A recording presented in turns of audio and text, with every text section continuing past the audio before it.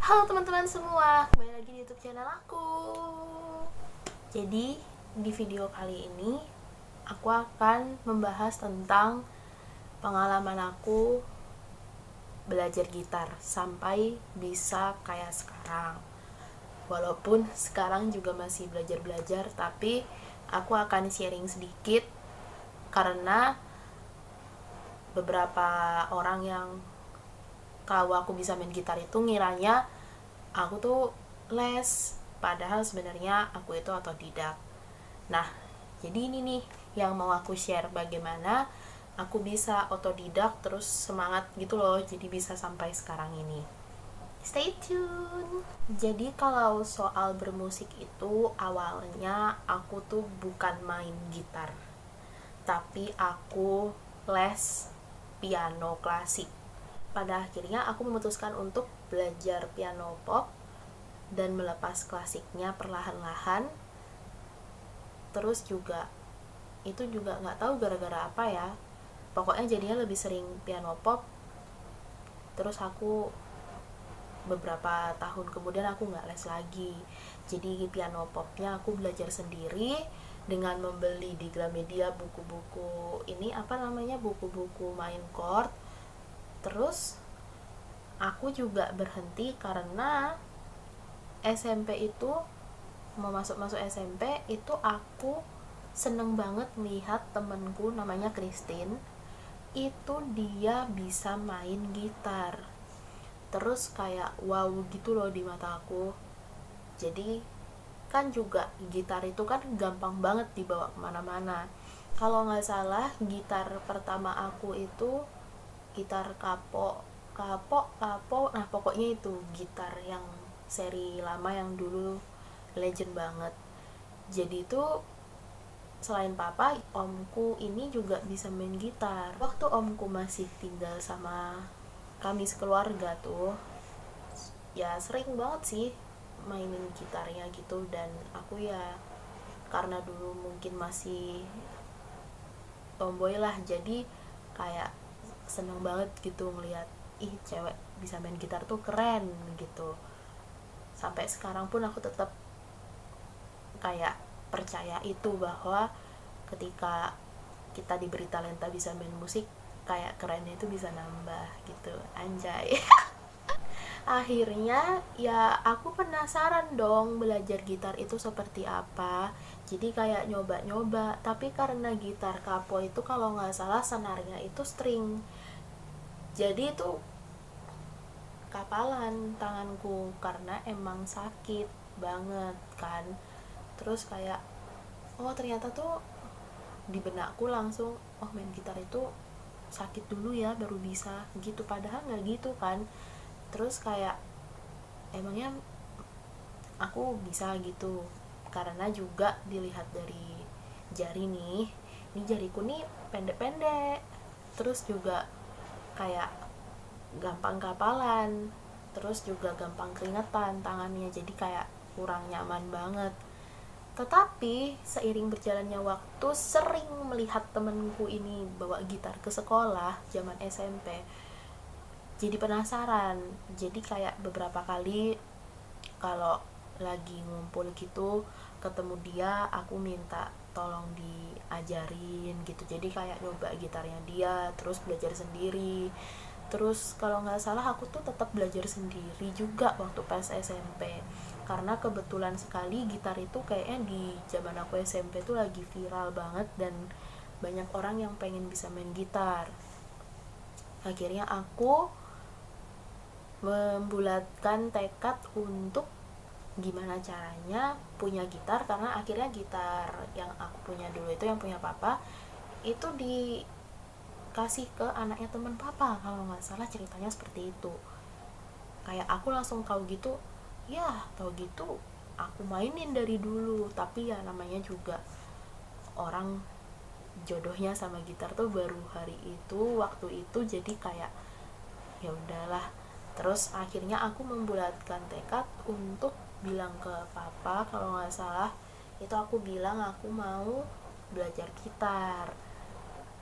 awalnya itu sempat kayak ada pertentangan mungkin karena takutnya nggak dilanjutin musiman dan sebagainya, tapi pada akhirnya terbelilah gitar itu, dan gitarnya adalah si Blacky ini benar-benar gitar yang sudah sama aku sekitar 8 tahun, kalau nggak salah 8 tahun, 8, iya 8 tahun, umur adikku yang terakhir. Nah ini dia seumuran umur adikku waktu itu.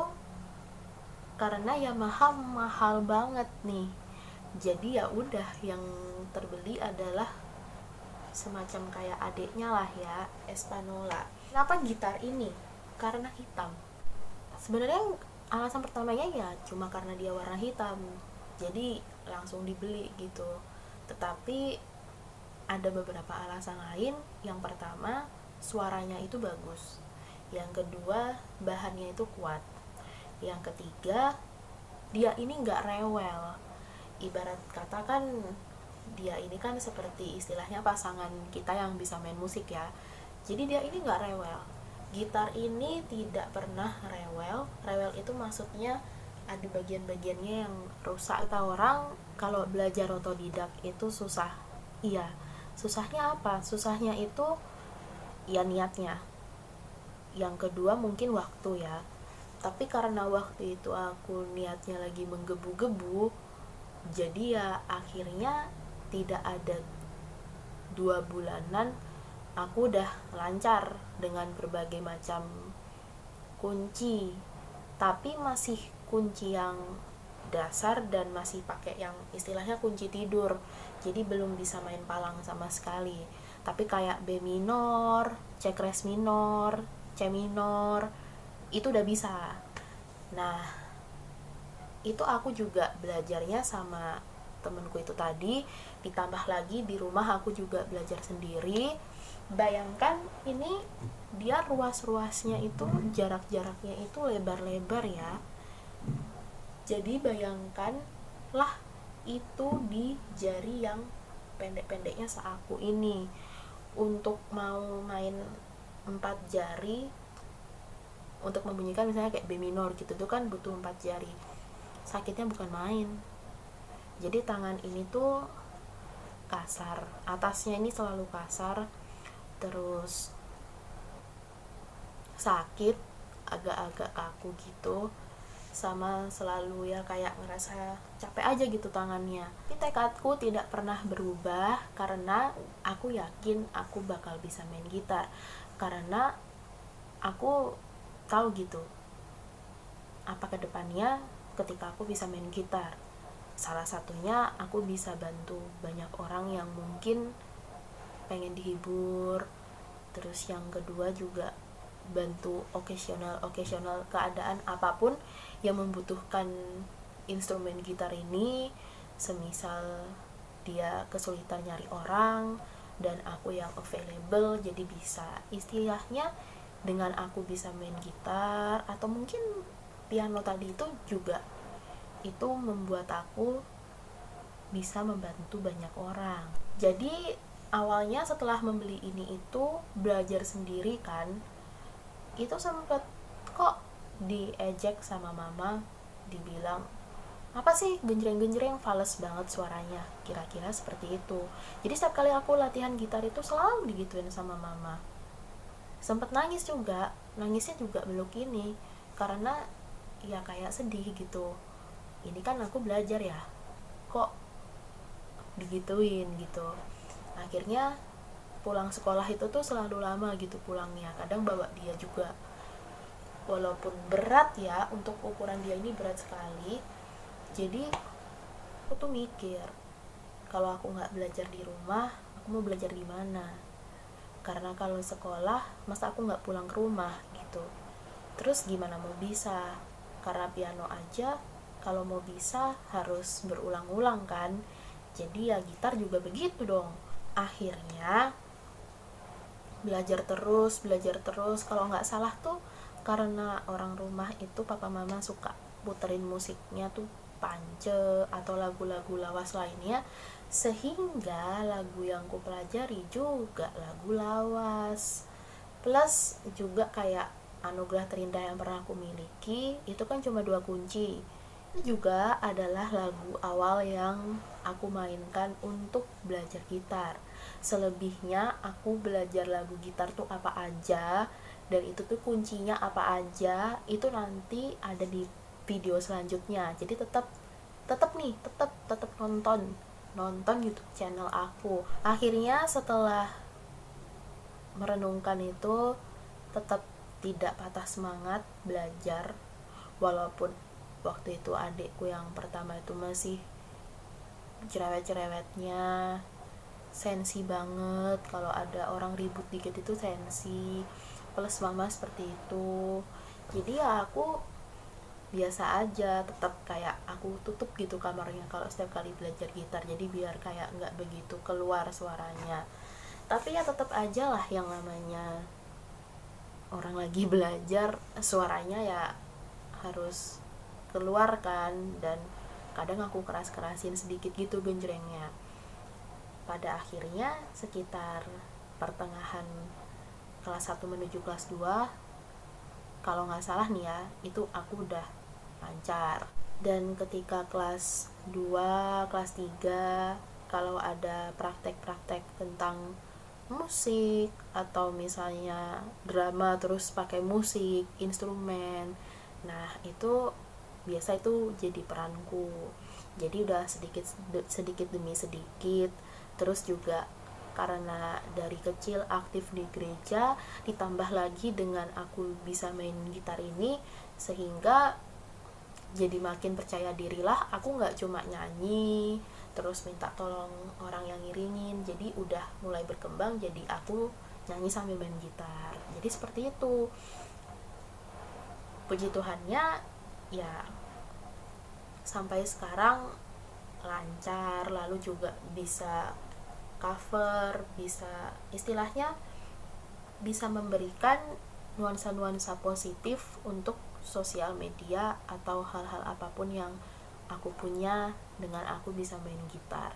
Menghibur orang lain, gak cuma diri kita yang terhibur. Jadi buat kalian yang mau belajar gitar otodidak, ya tipsnya adalah jangan takut sama omongan orang. Kalau untuk kalian yang pemula, aku sarankan sih lebih pakai nilon dulu. Soalnya kenapa? Kalau pakai string itu senarnya gampang putus, lebih rentan untuk putus karena lebih tipis. Kalau nilon itu ketebalannya lebih tebal, jadi lebih disarankan untuk belajarnya pakai gitar nilon gitu. Kalau kalian kan mungkin sering melihat misalnya iseng-iseng tuh website untuk chord main gitar kan, chord sebuah lagu itu ada yang nada aslinya di capo on third atau capo on second. Itu caponya itu ini. Capo ini adalah alat bantu kita main gitar supaya suaranya itu lebih pas sama range suara yang kita mau. Jadi ini membantu banget. Jadi kayak kalau aku sih setelah bisa main kunci-kunci gitar ini, setelah lancar, baru kalian bisa beli capo, atau bisa langsung beli caponya juga nggak apa-apa biar nggak 2 kali beli. Jadi kalau capo ini lebih enak yang kayak gini sih, cuma kan dia ada beberapa model ya. Aku sih lebih seneng yang kayak gini, soalnya bahannya juga sekali lagi lebih enak buat di tangan, lebih enak gitu. Kalau pakai yang kan ada yang ujungnya ini besi, kalau nggak salah itu di aku agak kurang. Tapi apapun itu semua tergantung apa yang kalian suka. Lagi sih semua tergantung selera. Yang penting untuk kalau aku sih 2 hal ini. Mungkin segini dulu yang bisa aku share di video ini tentang belajar otodidak itu susah atau enggak? Jawaban aku tidak. Semua bisa asal ada niat. Berbahagialah kalian juga yang mungkin sampai sekarang agak ragu-ragu gitu mau belajar gitar. Nggak apa-apa, belajar aja, belajar gitarnya, nggak harus les, nggak apa-apa, belajar aja gitar. Siapa tahu dengan kalian sudah belajar main gitar, kalian bisa tuh nyanyiin ke doi kalian, nyanyiin waktu keluarga kalian ulang tahun dan sebagainya. Oke, sekian video kali ini buat teman-teman yang mau belajar gitar. Semangat dan jangan pernah patah semangat sama omongan orang yang bilang kayak ya ampun otodidak dan bla bla bla bla, itu gak usah. Yang penting kalian tetap semangat karena pasti bisa. Terima kasih, thanks for watching and have a nice day. Enjoy.